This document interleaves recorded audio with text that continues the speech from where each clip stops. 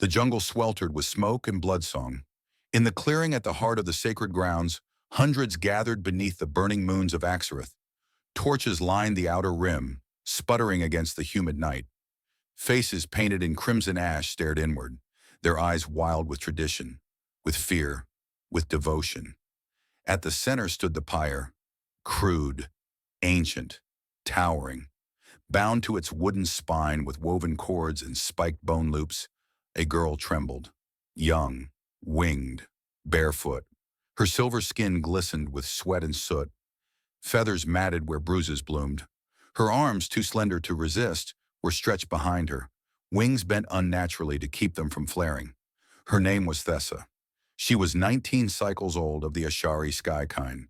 Healers, singers, sky speakers, a people known for their mercy. To the Dralkarn, that was her crime. The Dralkarn worshipped fire, not as warmth, but as judgment. To them, pain was purity, strength, the only virtue. Mercy was rot, and Thessa had committed it openly. 3 nights ago, on the hunting plains beyond the river, she'd stumbled upon a dying cub, Dralkarn, barely breathing, slashed open by a rival pack. She could have walked away, should have, but she'd pressed her palms to his wounds, whispered the Ashari song of sealing, let her own life force bleed through her skin into his. He had lived, and for that she had been chained. The crowd surged now as the drums began, low, thunderous, primal. Their rhythm beat like a second heart.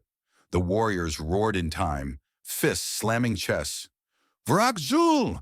Vrakzul! Strength through pain! Thessa didn't scream, not yet. Her breath came fast, but her eyes stayed open, fixed on the stars above, where no one answered prayers, where her kind once soared, where no fire could reach. The chief stepped forward, a giant of scarred muscle and painted fury. His headdress of burned feathers flared like a dark halo. In his hands the ceremonial torch burned high, its flame fed by oil from the sacred pits. His voice boomed over the chant. She healed an enemy. She defied the flame. She spat upon strength. Vrak Zol! The crowd howled. The chief lifted the torch higher. Let her burn so we remember. Thessa closed her eyes, not in surrender, but in grief. Her scream came, not of terror, but sorrow. Not for herself, but for a people who couldn't see that mercy was strength. Then, the torch dipped. The fire touched kindling. The pyre caught, and the gods of Axareth opened their eyes. The torch dipped. Flame kissed the edge of the kindling, and smoke hissed up like a serpent uncurling from slumber. Thessa's fingers clenched against the bindings, her jaw locked. She did not beg. The drums thundered louder. Then, they stopped. All at once. As if a hand had closed around every drumhead on the field. Sound died. Breath halted. Even the insects in the trees went still. The chief paused mid-swing, and from the edge of the firelight, he entered the circle. A man, tall, human, about 30 by Terran count. Weather-worn, his clothes dusty from days, maybe weeks, in the wild. A long pale scar cut diagonally across his brow. His boots were cracked, streaked with jungle mud. No armor, no weapons, only a slow, deliberate stride, and eyes that didn't flinch.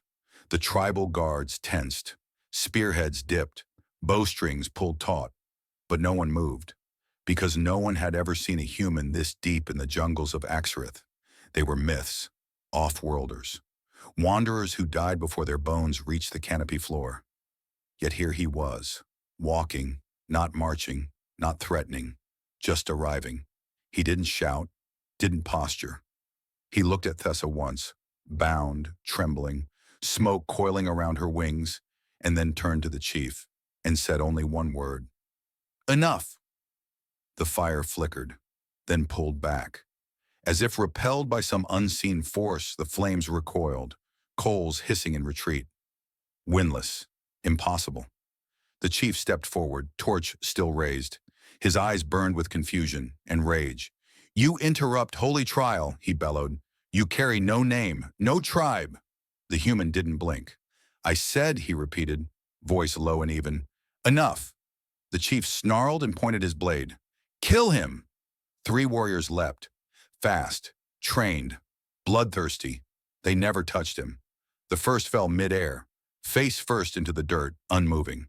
The second screamed as something unseen twisted his spear mid-thrust, snapping it into splinters.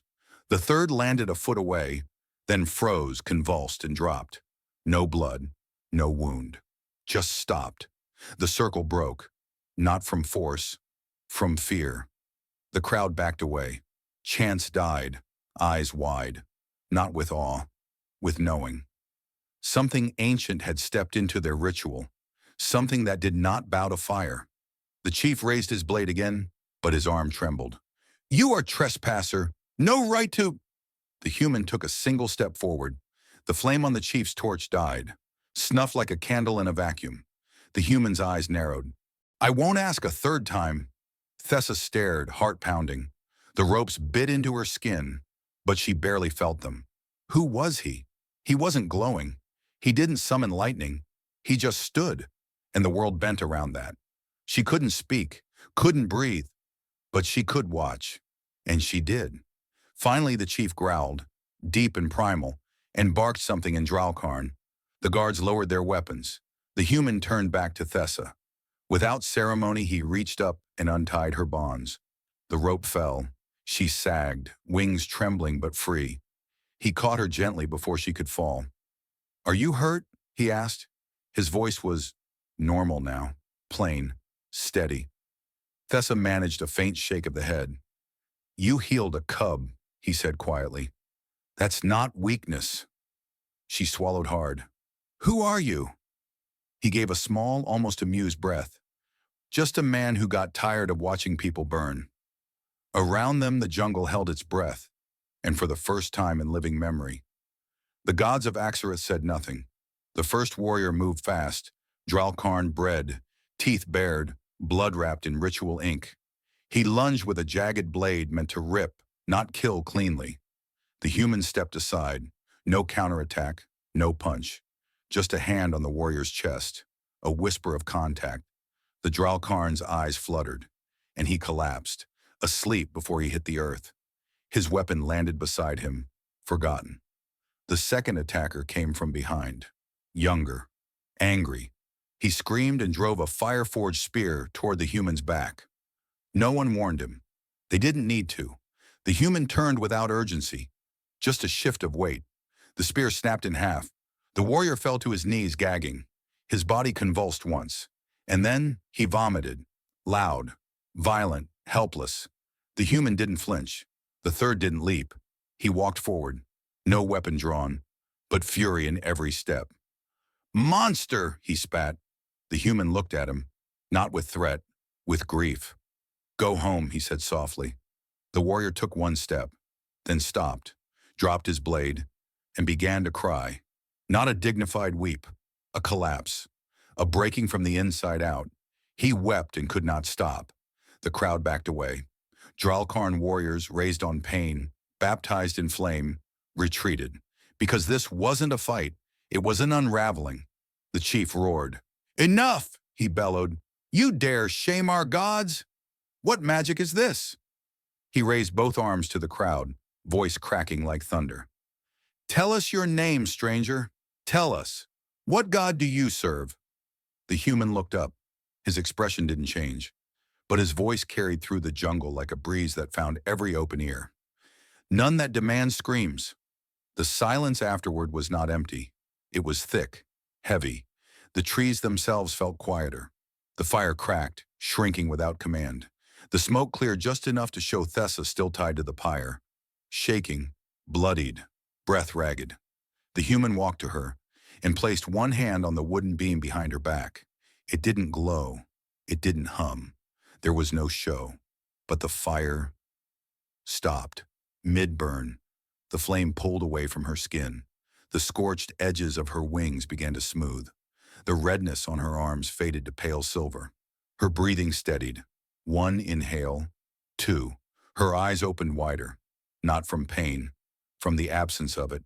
The chief took a step forward, uncertain now. No tools, no prayers, no offering, he spat. You defy trial law. You deny power. The human turned slowly. I deny cruelty, he said. The crowd wasn't sure when they started kneeling. It began with one, the oldest warrior present. His armor faded, his scars turned pale. He fell to one knee, head bowed, not to the human, but to something behind him, not seen, but felt. A pressure in the air, a truth in the bones. Others followed, not in obedience, in understanding. This was not sorcery. This was not rebellion. It was a correction. Thessa couldn't speak. Her mouth moved, her breath caught, but she didn't need words. He untied her gently, lifted her down with care. She expected to fall, to stumble, but standing beside him felt balanced. She whispered, "What are you?" He looked at her and smiled. Someone who remembers what it means to matter. The fire behind them died completely, not with a hiss, not with smoke, just gone. In the weeks to come, stories would spread of a human who walked into the circle and shattered a ritual older than the trees, of a fire that feared him, of warriors who could not strike, only sleep, vomit, or cry, of a girl who healed not from medicine, but from mercy given back. But those who were there would remember the silence, because it wasn't just quiet, it was presence. And presence killed nothing, but ended everything. It began in whispers. A scout on the Vine Rivers told a hunter, he stepped through the fire and the flames bowed. A Dralkarn child, once destined to become a blood scribe, was spared at her mercy trial after repeating a name the elders did not know how to answer. They started calling him things. No one knew where he was from. No one knew his real name. It no longer mattered. To some, he was the human ghost. To others, the godless flame killer. But across the jungles of Axareth, one thing became clear. Wherever pain was a law, he arrived. At first it was rumor, a man who entered execution circles without armor, who unbound the condemned before judgment, who said nothing but made everyone listen. He never threatened, never attacked. He simply stood, and fire, ancient, consecrated fire, refused to burn where he walked.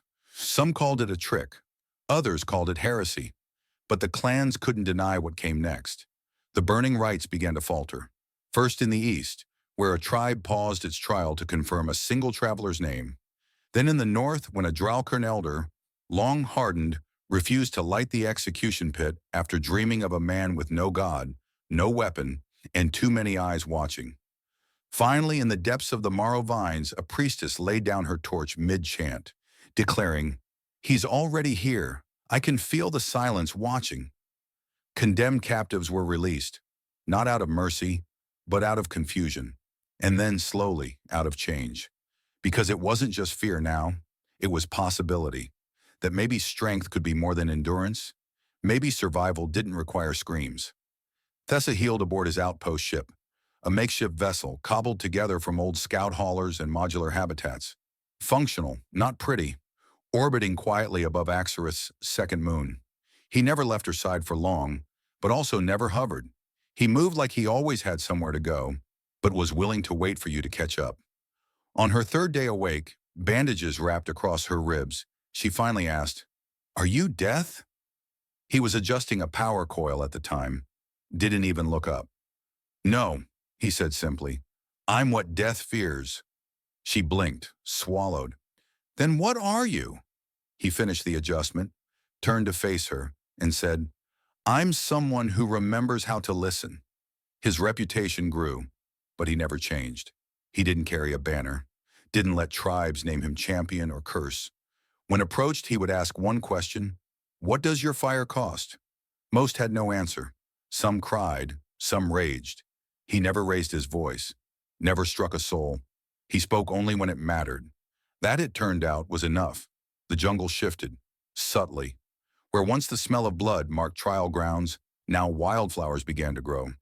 Not because he planted them, but because the fire had stopped. And with it, fear began to breathe. Thessa watched this all unfold from orbit. She recovered slowly, her wings still stiff, her voice still hoarse. But her heart raced every time she looked at him. not from attraction, from understanding. He wasn't a savior, he wasn't a god. He was a reminder that even in a world built on screams, one man could walk in and say nothing, and still be heard. "Why me?" she asked one night, as stars flickered across the viewport.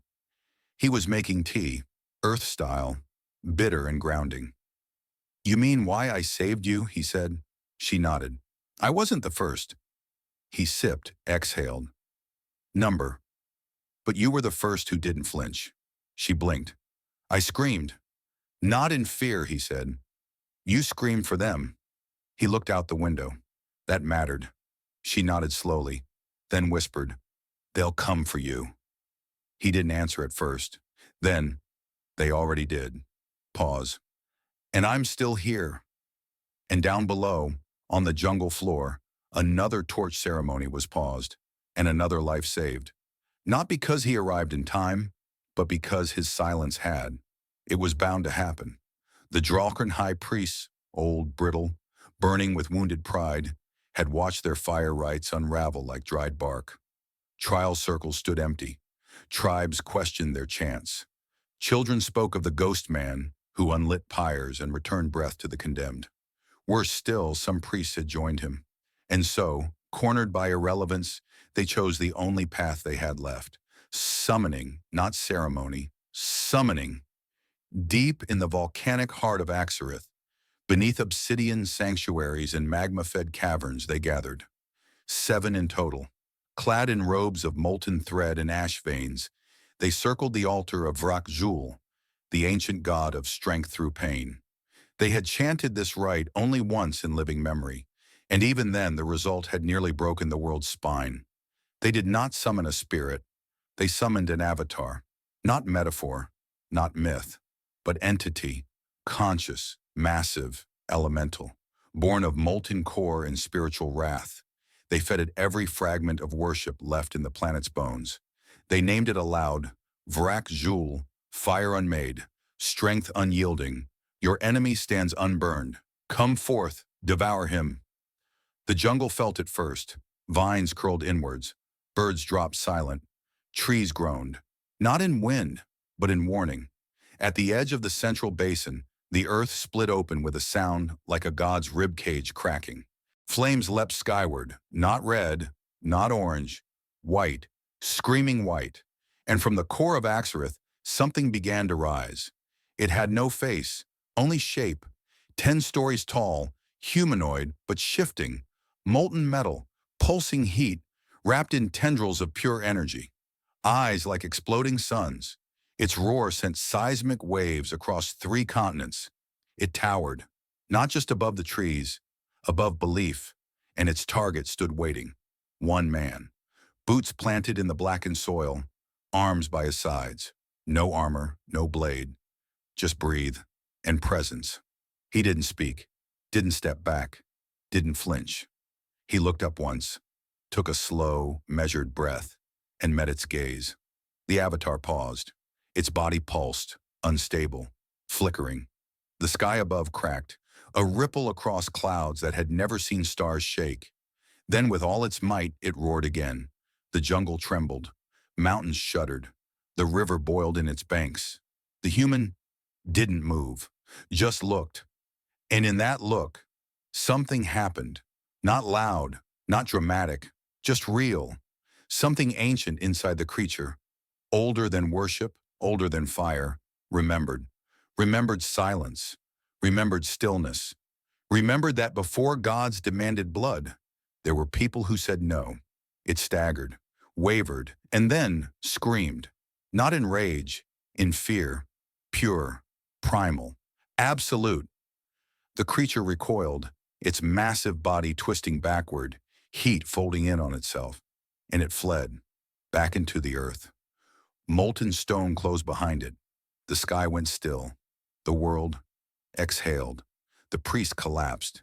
They didn't run. They didn't scream. They simply turned to ash, as if the lie they'd carried no longer had skin to hold it. One by one, their robes disintegrated mid-fall. Their final expressions were not rage. They were confusion. Why didn't he fight? Word spread in minutes. across tribes, across continents. No torches were lit that night. No drums beat, because something more final had happened than death. The god was dead, not slain, unworshipped, and that was enough. In the ruins of the old circle, the human remained, still standing, eyes closed now, breathing steady, and for the first time in remembered history, Axareth fell silent without fear. Thessa returned to the sky, not as a prisoner, not as a fugitive.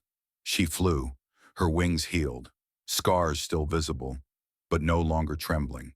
When she soared above the canopy of Axareth's jungle, the wind did not resist her. It felt like recognition. Her people, the Ashari sky kind, had assumed her dead. Some had mourned, others had feared what survival might mean. But when she landed before the stone spire of her kin, tall and silver against the dawn, none turned away, because they saw something in her they'd never seen before. Stillness, not silence from fear. Stillness from having witnessed what even gods could not endure. They called her the Sky-born Redeemer. She never asked for that name, but she wore it with the same quiet dignity he had taught her, by never demanding, never performing, only by being present when it mattered. She never saw him leave. One day she woke aboard his makeshift outpost ship and found it empty. The systems were still running. The air was warm. The kettle he used for tea was still on its hook. But the man was gone. No trail, no trace, just an open airlock and a silence that said, "You're ready now." Down on the surface, in the ruins of the last execution circle, no one dared raise a pyre again. Instead, they built gardens. Where once flames danced, now vines grew. Children planted healing roots in soil that once drank blood. Trial stones were carved with new names, not of crimes, but of forgiveness. In other villages, songs returned. Not chants of sacrifice, but lullabies. Stories of winged ones who rose again.